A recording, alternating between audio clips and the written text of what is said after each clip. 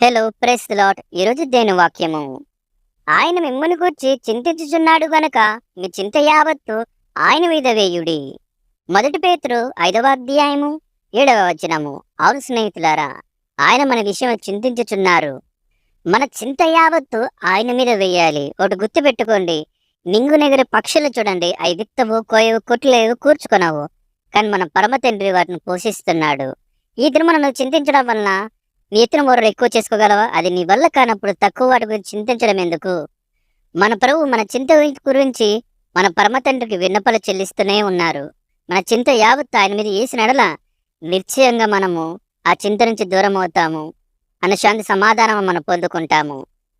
మరి మనము మన చింత యావత్తు ఆయన మీద మోపి ఆయన విశ్వాసం కలిగి జీవిద్దామా?